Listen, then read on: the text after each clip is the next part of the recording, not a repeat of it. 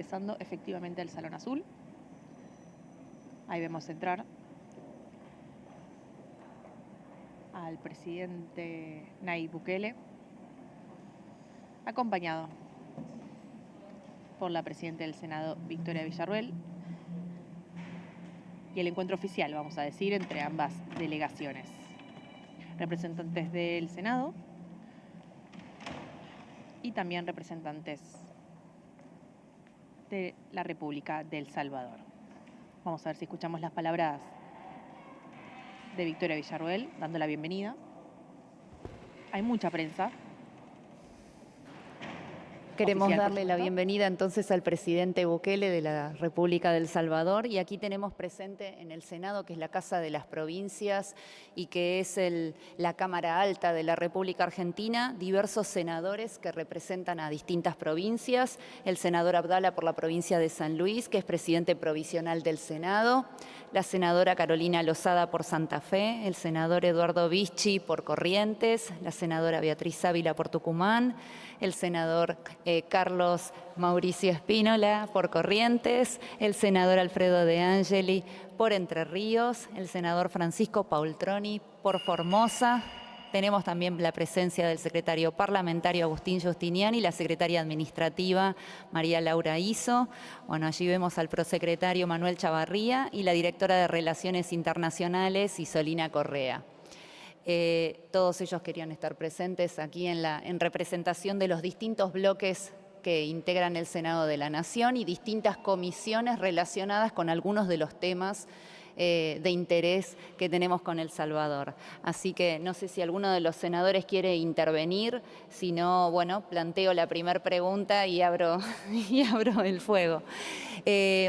Una de las cosas que nos interesaba conocer particularmente en la República Argentina, dado el crecimiento del crimen organizado, de todo lo que tiene que ver con el narcotráfico, la trata de personas y demás, es cómo trató El Salvador todo lo referido a las maras, para llegar al punto en el cual hoy los integrantes de estos grupos de crimen organizado, bueno, están detenidos y la situación en términos de paz en El Salvador es diametralmente distinta a como era antes. Sí, muchas gracias por recibirnos en el Senado. Estamos felices aquí con todo nuestro equipo y nuestra comitiva por esta recepción. En el tema de la seguridad, creo que, bueno, de todas las cosas que hacemos es la que más se conoce internacionalmente, y creo que es por el cambio diametral, porque pasamos de ser literalmente el país más peligroso de todo el mundo, más peligroso que Irak, más peligroso que Siria, más peligroso que Haití. El Salvador era más peligroso que todos esos países. A veces nosotros vemos en la televisión imágenes de Haití o de Irak, y yo no viviría ahí. Pero los salvadoreños vivíamos en un país peor que eso, más inseguro que eso. Tal vez teníamos mejor infraestructura o había energía eléctrica, pero más inseguro que eso. La tasa de homicidios en El Salvador era de 103 homicidios por cada 100.000 habitantes. Solo para poner un comparativo, la tasa de Haití actualmente es de 50 homicidios por cada 100.000 habitantes. Era el doble de la tasa actual de Haití. Y bueno, vivimos tiempos muy duros. Tanto así que El Salvador tiene 6 millones de habitantes en El Salvador, pero hay 3 millones de salvadoreños fuera de El Salvador. Es decir, un tercio de nuestra población vive afuera, el equivalente a que 20 millones de argentinos vivieran afuera. Y eso es por un éxodo que derivó de dos guerras. Una guerra civil que tuvimos en los 80s, que se firmó una supuesta paz en 1992, y esa supuesta paz derivó en la guerra social que terminó hace un poco, gracias al trabajo de nuestro Gabinete de Seguridad, del cual aquí solo tenemos al ministro, no solo, pues tenemos al ministro de Seguridad, pero pues falta otras personas que han sido claves para esto, como el ministro de la Defensa. Falleció nuestro director de la policía, quien ha sido un elemento importantísimo con la consecución de este gran logro, y otros elementos también, el fiscal, bueno, la Asamblea ha sido clave. La Asamblea Legislativa es el equivalente al Congreso, digamos. ahí es unicameral. Y la verdad es que nosotros hicimos un plan, desde que llegamos, hicimos un plan de 7 fases para erradicar la inseguridad. El primer plan era tomar control de las cárceles, desplegar al ejército junto a la policía. El segundo plan fue llevar oportunidades a los jóvenes, invertir en las comunidades. La tercera fase del plan fue equipar con tecnología a las fuerzas de seguridad, darles todo lo necesario para poder luchar contra el crimen. La cuarta fase del plan fue duplicar el ejército para tener suficientes tropas para ir tras los criminales. La quinta parte del plan fue entrar en los territorios. Y bueno, estábamos en esa etapa cuando las pandillas lanzaron una contraofensiva y empezaron a matar casi a cualquiera que tenían a la par. En 3 días nos pusieron 82 homicidios en 3 días. Para una población de El Salvador, solo multiplíquenlo por 10, serían 820 homicidios en 3 días aquí en Argentina, el equivalente. Y entonces tuvimos que lanzar una total ofensiva contra las pandillas. No estábamos preparados al 100%, porque no habíamos llegado a las 7 fases, pero ya estábamos preparados un 80%. El problema era que el Estado tiene más responsabilidad que los delincuentes. Entonces nosotros habíamos identificado, no nuestro gobierno, gobiernos anteriores, habían identificado que habían 70.000 pandilleros, más o menos. Y nosotros teníamos entonces 70.000 objetivos. Pero ellos no tenían únicamente de objetivos a las fuerzas de seguridad, sino que ellos podían atacar a la abuelita que iba pasando en la calle, al niño, a cualquiera. Incluso ellos podían matar a su abuelita y no iba a salir pandillero asesina a su abuela, sino que iba a salir muere anciana de tercera edad, persona acribillada por pandillero. Nosotros tenemos la obligación de proteger a su abuela también. Entonces nosotros teníamos 70.000 objetivos y ellos tenían 6 millones. Nosotros calculábamos que ellos podían emprender un contraataque, y si cada uno de los 70.000 miembros asesinaba a una persona, eso sería 70.000 homicidios. Algo hubiera sido... Si de cada 10 solo uno cumple la orden, eso hubiera sido 7.000 homicidios. Hubiera sido intolerable. Entonces tuvimos que actuar rápido, decidido, y darle todo el apoyo jurídico, las herramientas legales a la policía y al ejército para poder hacer su trabajo. Las herramientas generalmente están en las constituciones. No conozco la constitución argentina. En el caso de El Salvador teníamos el estado de excepción. Generalmente siempre hay provisiones para calamidades. Y pues se logró hacer. Tuvimos el apoyo de las Cortes, tuvimos el apoyo de la Fiscalía, que es un ente independiente del Ejecutivo, tuvimos el apoyo del Congreso, total, tuvimos el apoyo de la gente, tuvimos el apoyo de la policía también, porque se la estaban jugando. No solo ellos en su propia persona, sino que sus familias en las casas, que vivían en lugares controlados por pandilleros. Las pandillas controlaban ¿qué porcentaje del territorio, ministro? El 85% del territorio está controlado por las pandillas. Se pudiera imaginar entonces el 85% de los policías vivían, de la familia de los policías vivían en territorios controlados por pandilleros. Tuvimos que tomar todo eso en cuenta. Los detalles serían muy largos, con gusto se los doy, pero se nos iría la tarde. Pero tuvimos que ir contra ellos. Lo que sí es importante, y lo que nosotros, cuando hay países que dicen, bueno, ¿qué podemos hacer nosotros para combatir nuestro fenómeno de delincuencia?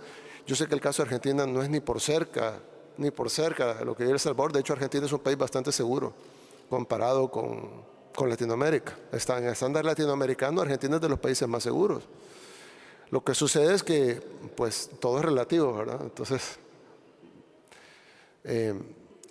pues el crimen tiene ya un par de años de estar subiendo en provincias como el Rosario, por ejemplo. Entonces nosotros entendemos que ustedes tienen un problema que resolver, así no sea ni por cerca el problema que teníamos nosotros.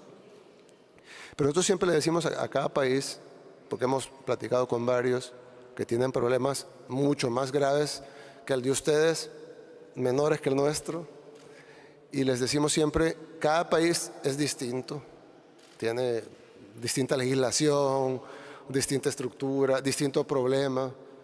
Nosotros teníamos la bendición, lo hablamos con la presidenta, teníamos la bendición de que muchos de los pandilleros se pusieron aquí Mara Salvatrucha, ¿verdad? Entonces era bien fácil identificarlos, ¿no? Algunos, no a todos, pero un buen porcentaje se ponían la pandilla en la cara, ¿verdad? Y los que no la tenían en la cara la tenían en el pecho, entonces solo era, levántese la camisa, ¿verdad? Mara Salvatrucha. Entonces tuvimos la ventaja, pero cada país es distinto, cada fenómeno es distinto. Algunos tienen más que ver con el narcotráfico, otros tienen más que ver con fenómenos sociales, otros son una combinación, como el caso de Colombia, etcétera. Pero sí hay algo que nosotros nos dimos cuenta cuando lo hicimos y luego ahora a posteriori, que es más fácil analizar hacia atrás, que no lo hubiéramos logrado si no hubiéramos tenido a todos los actores del país, a excepción de las pandillas, pues por supuesto, pero a todos los actores del país detrás del plan. Hasta los medios de comunicación que son sumamente hostiles con nosotros, la mayoría, no todos, pero la mayoría, por lo menos las televisoras, eso, se pusieron de nuestro lado, cuando habían sido sumamente hostiles. Pero es que creo que había sido tanto sufrimiento que cuando fuimos contra ese tema en específico, la gente dijo, no, es hora de que... Incluso recuerdo que organismos internacionales que empezaron al principio empezaron condenándonos, no oficialmente, pero sí como emitiendo condenas por la acción del Estado, que muy brutal o algo, cuando en realidad no hubo una sola baja civil. No es cierto que fue una acción brutal, fue masivo, pero no brutal. Pero emitieron condenas y todo. Y fue clave eso, fue clave tener la unión de todos los sectores del país en decir, tenemos que hacer esto, porque nadie nos va a arreglar nuestros problemas. La gente puede colaborar, pero que van a arreglar nuestros problemas solo lo vamos a arreglar nosotros. Y requería toda esa unión de factores, incluso qué hubiera pasado si hubiéramos llevado los primeros 1000 pandilleros arrestados y los hubieran dejado libres a los 3 días. Ya nuevo, la policía dice, yo no voy a arrestar a nadie. Es decir, tener el apoyo completo de la sociedad fue clave para poder solventar el problema. Y ahora, visto hacia atrás, creo que, como le decimos a todos los países, independientemente de las realidades de cada país, que son distintas y cada plan pues debe ser ad hoc a su realidad, debe de contar con un apoyo consensuado de todos los sectores, porque si no, va a entrar por aquí y va a salir por allá, ¿verdad? Tiene que tener el apoyo hasta de los que manejan las prisiones, porque si no, de ahí mismo van a controlar el crimen. Es decir, tiene que ser una cosa totalmente integral. La senadora por la provincia de Santa Fe, que es cuya principal ciudad también es Rosario, quiere hacerle una pregunta. Buenas tardes, presidente. Gracias, presidente.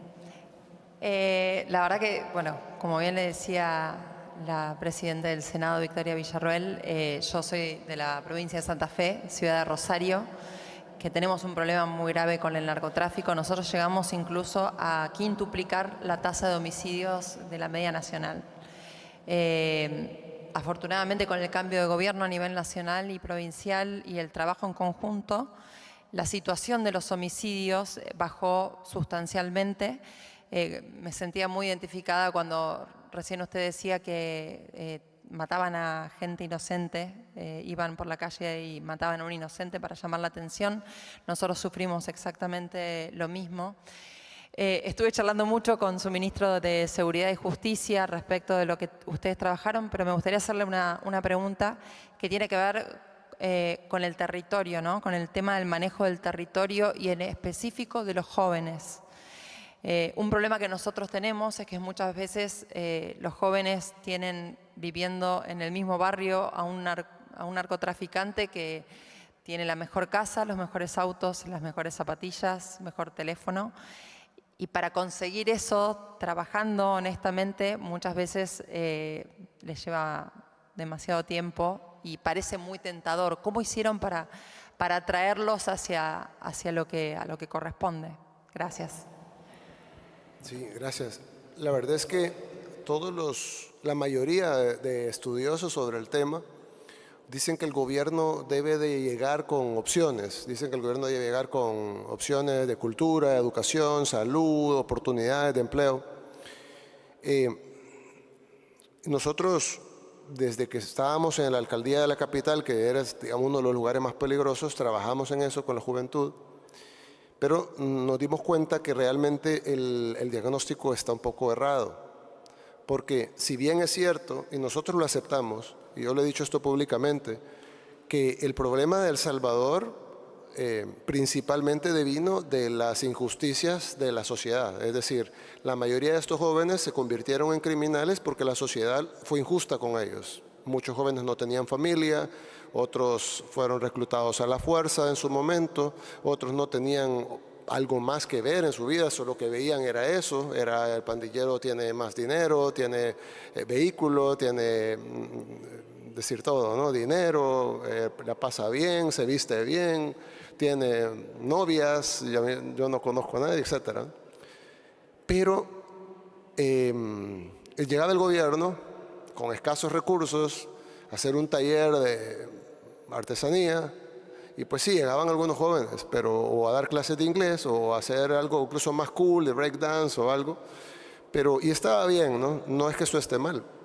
Pero el problema es que cuando el gobierno debió haber dado, en todo caso, a la familia, a la sociedad, digamos, no el gobierno, la sociedad, incluyendo el gobierno, debió haberle dado oportunidades en ese entonces, cuando el muchacho tenía 8 años, 6 años y podía cambiar. Pero ya el otro, el que vive enfrente, que tiene la casa grande con los vehículos y todo, él no va a cambiar. Y no va a cambiar por 2 razones. La primera razón es porque ya él es malévolo, pues ya es una persona mala. Se hizo mala por 200 razones, pero ahora ya es malo. Y la otra razón es porque no hay un incentivo realmente para cambiar. No hay forma que el gobierno le ofrezca algo más que lo que está haciendo con el crimen. ¿Qué le vamos a dar? Un empleo de salario mínimo, o el doble del salario mínimo, o el triple del salario mínimo. Para empezar, el gobierno no es para eso. Y en todo caso que lo hiciéramos, si gana lo que quiere con el crimen. Yo le decía una vez, le decía a una multilateral, ellos me dijeron, textualmente me dijeron, tú sabes que no puedes acabar con el crimen de un solo. Yo le dije, ¿por qué? Y me dijeron, no por la capacidad técnica de acabarlo, sino por el golpe en la economía. Y yo le dije, ¿pero cuál golpe en la economía? Bueno, ¿cuántos pandilleros tienen? Y el 70,000. Son 70,000 empleos.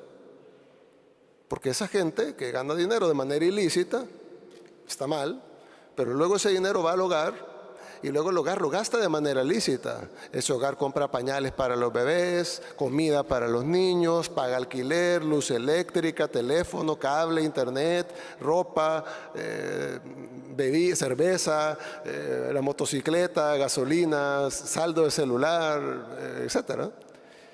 Toda esa economía se va a caer de un solo y no va a haber una economía paralela, legal, que lo reemplace a la misma velocidad. Entonces hay que acabar, me dijo él en ese tiempo, con el crimen poco a poco para que la economía poco a poco vaya compensando la economía criminal. Ese tipo de teorías que suenan bien para los intelectuales no aplican en la realidad. La realidad es que el crimen es crimen, punto. Y si uno lo permite, siempre van a ganar ellos en la guerra de los incentivos. Porque si viene alguien, un joven, y dice, bueno, yo no tengo muchas oportunidades, voy a vender tomates en el mercado. Vender tomates en el mercado debe ser duro. Para empezar, no es algo divertido, no es algo de lo que me siento orgulloso. Tengo que ir, cargar los tomates en el sol, llevar, venderlos, estar en un lugar tal vez no en las mejores condiciones. Vender los tomates, se me van a arruinar, el producto ni siquiera es mío, tal vez lo tengo en consignación, si me arruinan me los cobran. Al final logro vender y me logro ganar $5. Y luego voy camino a la casa, llega el pandillero y me dice, a ver mis $5. Entonces el incentivo está sobre el joven para ser pandillero y colectar los $5 y no ir a vender tomates para tal vez ganar $5 para dárselos al pandillero. Entonces nunca se va a ganar la guerra de incentivos. Entonces nosotros entendimos a la fuerza y con golpes, que la única forma era ir tras el pandillero y arrestarlo. No para castigarlo, sino para sacarlo de la sociedad. Él tiene que estar fuera de la ecuación. Él no puede llegar a cobrar. Entonces el joven ya ahora piensa en sus nuevos incentivos y dice, bueno, ¿qué hago? ¿Me hago pandillero para que me lleven a prisión? ¿O mejor me pongo a trabajar y gano dinero que ahora nadie me va a quitar? Entonces ahora ya puede conseguir novia además, porque ya la novia ya no es con el pandillero. El punto es de que ya los incentivos de la sociedad están hechos correctos. Y yo le decía a la persona de la multilateral, nosotros entendemos que vamos a pagar un costo económico por acabar con el crimen, pero yo le hice la analogía de un paciente con cáncer. Si a mí me dice, mire, usted tiene un cáncer grande, con metástasis y todo, pero es curable, pero necesitamos hacer varias cirugías, quimioterapia, radioterapia, inmunoterapia, y después usted va a salir mal, bien desmejorado, pero sano. Y luego usted puede ganar peso y volver a recuperarse. Yo escogería esa opción. Yo me someto a la cirugía, me someto a la quimioterapia, me someto a la radioterapia, me someto a la inmunoterapia, quedo mal, pero me recupero. A diferencia de decir, no, yo me voy a quedar así, yo me siento bien, no me siento tan mal, pero bueno, luego el cáncer me va a terminar llevando. Entonces nosotros aceptamos pagar el costo económico y nosotros calculábamos, no en la parte financiera, sino desde el gabinete de seguridad, que íbamos a tener un costo de un 10% del PIB. ¿Sí? Iba a caer nuestro PIB 10% para acabar con la delincuencia.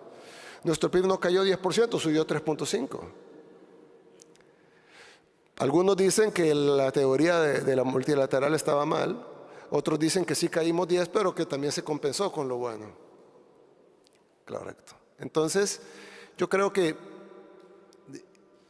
sí, el Estado y la sociedad y la familia y la comunidad tienen mucha responsabilidad sobre educar a los jóvenes para que no sean delincuentes en el futuro. Pero el que ya es delincuente, ya violó, ya mató, ya cortó 3 cabezas, primero es difícil que se vaya a reinsertar, y luego, aún así se reinserte, pues yo no me la jugaría a dejarlo en la calle.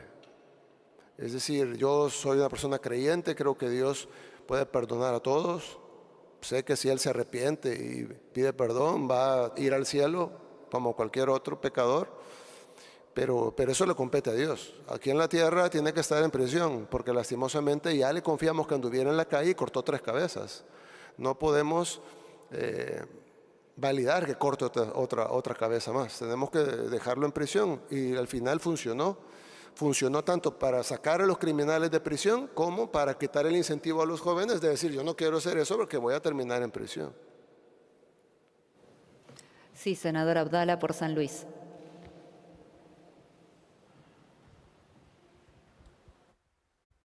Gracias, presidente. Por cierto, me sumo a todos los saludos de bienvenida a nuestra querida Argentina. Es muy simple conocer tanto en las pandillas si los ciudadanos eran de El Salvador o tenían de origen extranjero, ya sean sus jefes o los soldaditos. Las pandillas iniciaron en Estados Unidos, pero lo que sucedió fue así. En los 80s tuvimos una guerra civil muy sangrienta entre un grupo guerrillero y el gobierno, básicamente un reflejo del conflicto este-oeste que había en el mundo.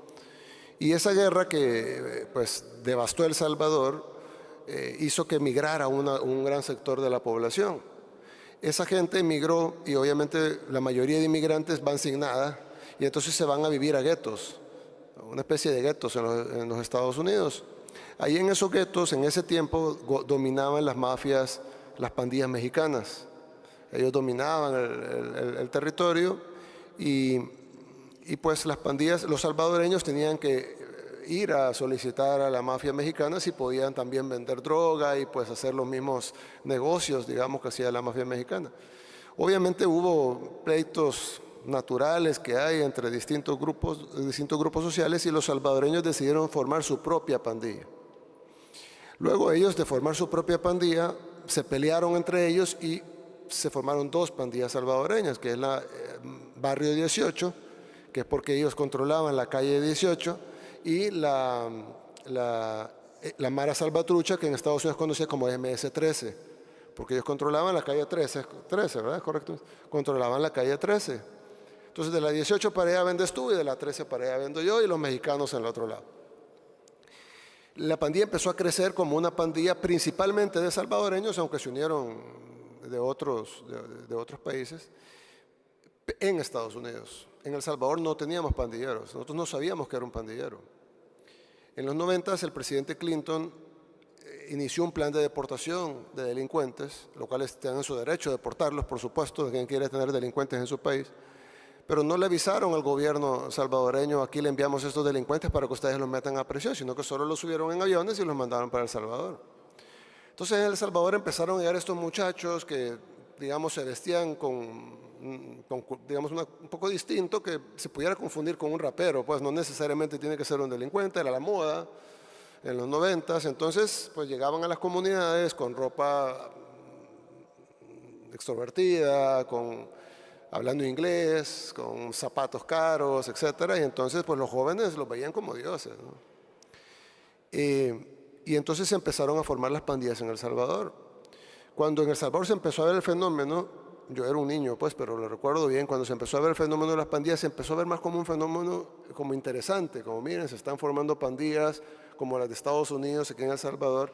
Tenían pleitos entre ellos, pero no terminaba en gran cosa. Sí, habían algunos asaltos y algo, pero se veía como algo pequeñito, pues como una pandilla juvenil ahí haciendo sus travesuras.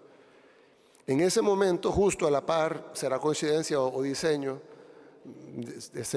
depende si queremos pensar en conspiración o simplemente las casualidades de la vida, empiezan a promoverse en Latinoamérica las leyes del menor infractor. Coincidentalmente, la mayoría de pandilleros eran menores y todos los reclutas, el 100% eran menores. Ellos reclutaban gente de 12 a 18 años. Entonces todos los reclutas eran impunes ante la ley, no se podían arrestar. Y entonces se hizo la ley de menor infractor justo cuando empezaron a crecer las pandillas. En 4 años las pandillas tenían controlado las comunidades populosas de El Salvador y empezaban ya a matar, a cobrar extorsión, a vender drogas, se empezaron a convertir en algo malo. El gobierno, recuerdo bien, ¿cuántos pandilleros habían cuando se lanzó el Plan Mano Dura de Paco Flores? Habían 3.000 pandilleros en El Salvador cuando el gobierno ya lo vio como un problema y el gobierno lanzó un plan que se llama Plan Mano Dura. Era básicamente vamos a ir a golpear a los pandilleros, eran 3.000. Pues obviamente no funcionó, vino otro gobierno con otros planes que tampoco funcionaron.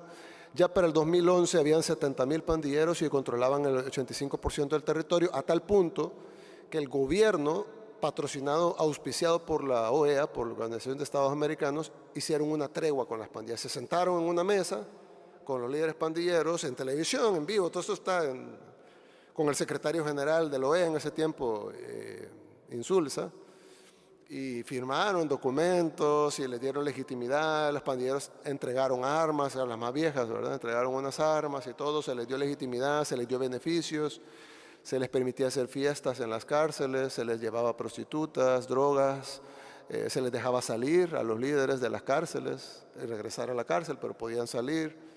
Y se hicieron unos acuerdos, se bajaron un poco los homicidios durante el tiempo de la tregua, pero a cambio de que controlaran todo. Empezaron a pedir más extorsión, la gente tenía que empezar a pagar más y las pandillas ahí efectivamente tomaron el control del país.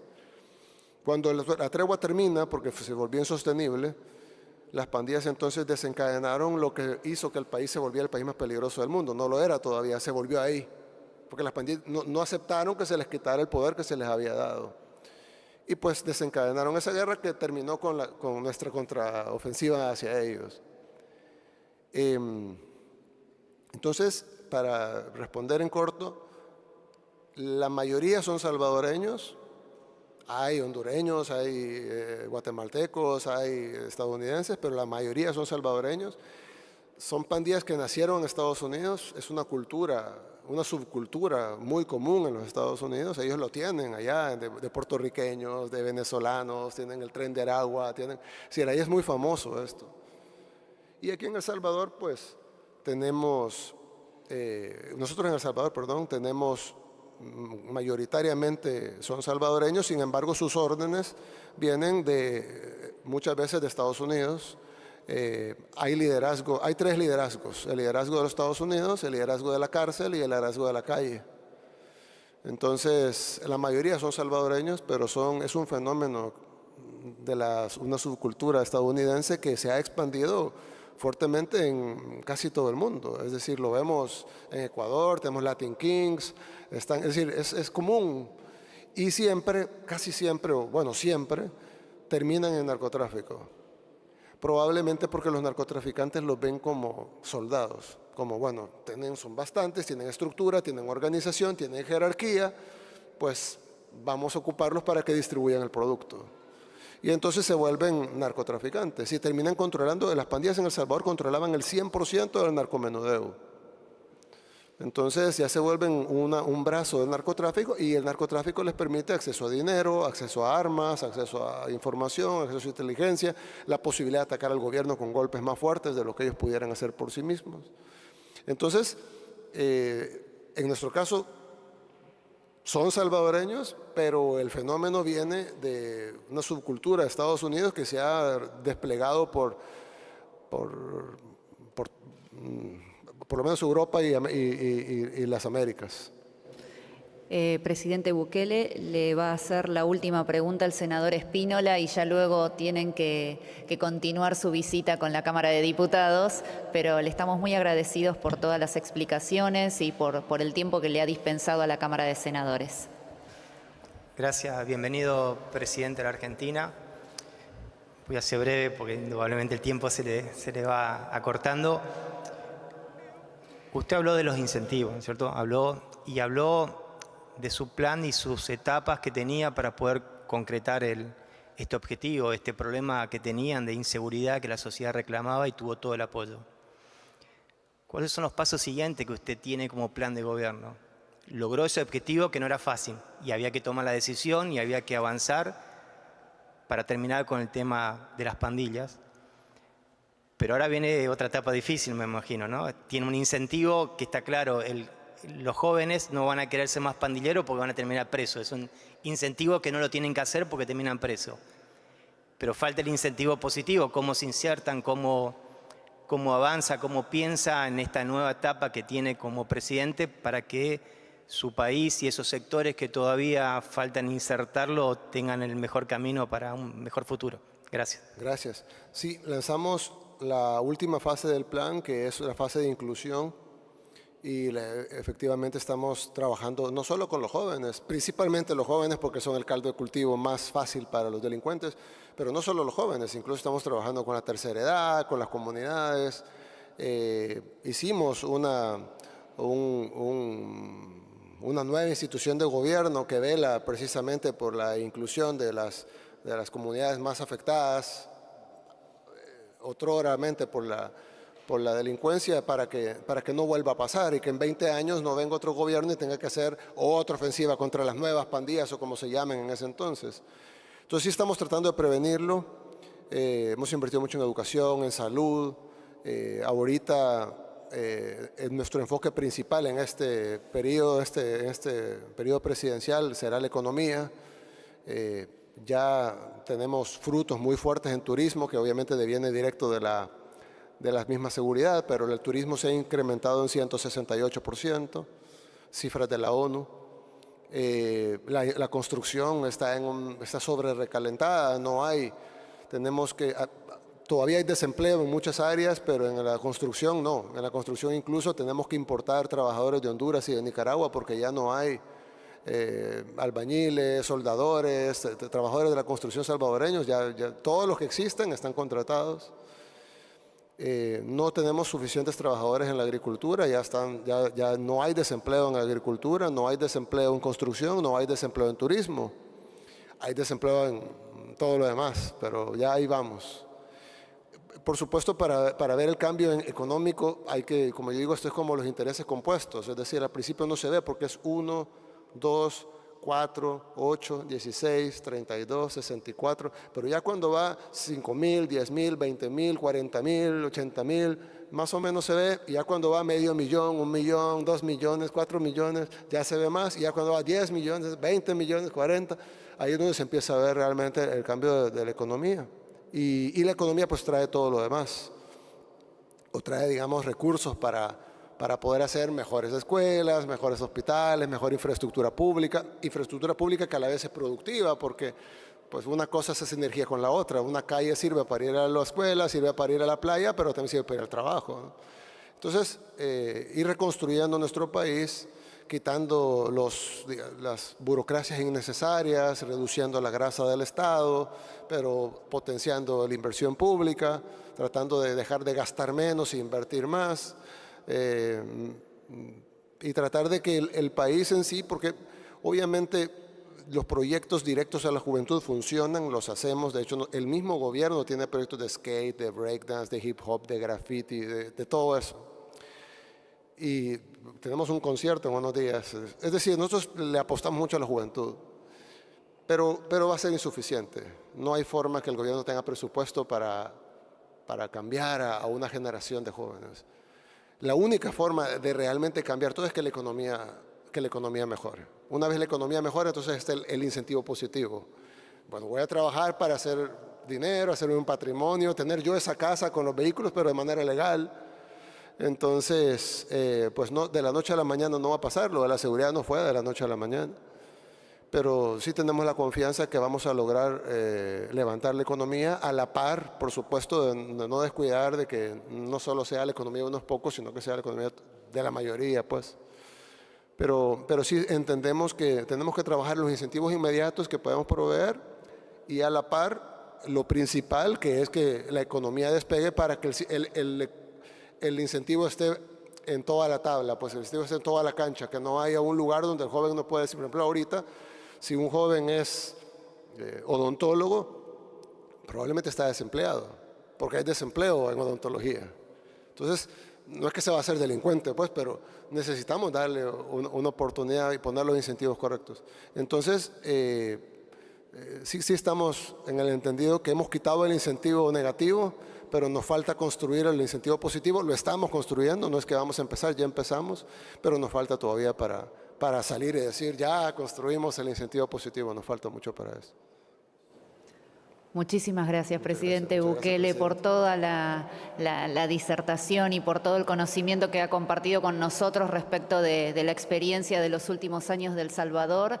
De nuestra parte, de parte del Senado de la República Argentina, es un gusto haber podido conversar con usted y con su delegación, y esperamos que los lazos que a partir de ahora serán a través de los grupos parlamentarios y del grupo de amistad parlamentario, podamos seguirlos desarrollando de manera de que esta sea un puntapié, de que sea un primer paso de una larga relación que tienen que continuar nuestras naciones. Nos encantaría, claro que sí, estamos contentos siempre hemos sido amigos, pero ahora somos más amigos y queremos que eso siga así y que cada vez podamos ir fortaleciendo nuestra relación. Y las puertas del Senado de la República Argentina están siempre abiertas para El Salvador. Muchas gracias. Nuestras puertas también están abiertas para ustedes. Gracias. Gracias.